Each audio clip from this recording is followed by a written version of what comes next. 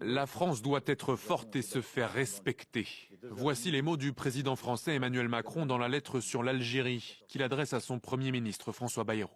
L'Élysée acte la crise avec Alger et demande au gouvernement de nouvelles mesures. Il nous faut acter la suspension officielle de l'accord de 2013 concernant les exemptions de visa sur les passeports officiels et diplomatiques. Le ministre de l'Intérieur doit obtenir de nos partenaires de Schengen qu'ils prennent les mesures indispensables à l'efficacité de nos décisions. L'Élysée veut s'assurer que la mesure ne sera pas contournée, alors que plusieurs voisins européens profitent de la brouille avec l'Algérie, comme l'Italie de Giorgia Meloni, qui a reçu le président Tebboune il y a 2 semaines.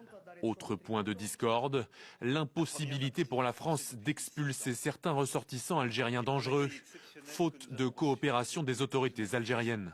Dans sa lettre, Emmanuel Macron évoque l'attentat de Mulhouse, perpétré par un individu qu'Alger a, à plusieurs reprises, refusé de récupérer. Je partage dans cette lettre l'inquiétude particulière que m'inspire la situation des ressortissants algériens les plus dangereux sortant de prison et qui ne peuvent plus être expulsés. Je vous prie d'instruire le ministre de l'Intérieur de trouver au plus vite les voies d'une coopération utile avec son homologue algérien.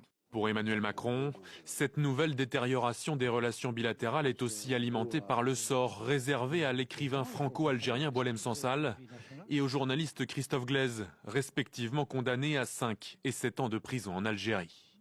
Pourtant, le chef de l'État laisse la porte entrouverte. La France doit témoigner le respect qu'elle exige de ses partenaires. Nous avons des intérêts communs et la capacité d'agir ensemble au bénéfice des peuples français et algériens. Paris prévient enfin que tout retour à la normale est conditionné au rétablissement des moyens de son ambassade à Alger, dont l'action est entravée par les autorités algériennes, selon l'Élysée. C'est hallucinant ce qu'a fait Macron de la France en Afrique. Mais c'est une dinguerie. Alors l'Algérie était encore un des pays avec lequel la France avait gardé des relations cordiales, jusqu'à ce que Retailleau arrive dans le beau gouvernement d'Emmanuel Macron. Mais alors là, c'est une dinguerie. Les gars, il n'y a plus que le Maroc. Voilà. Il n'y a plus que le Maroc et ça va pas tarder à se dégrader. Vous inquiétez pas. Une petite déclaration diplomatique d'Emmanuel Macron et puis les relations avec le Maroc seront définitivement terminées. Il faut savoir qu'on s'est fait virer du Sahel de partout. Le Sénégal nous a dégagé aussi. Sénégal qui était un ami de longue date de la France. Donc là, il restait l'Algérie, le Maroc, la Tunisie peut-être. L'Algérie, c'est terminé parce que c'est parti en guerre ouverte avec les Algériens qui, eux, au passage, sont en train de signer des accords avec tous les pays d'à côté. Avec les États-Unis, avec la Russie, avec l'Italie.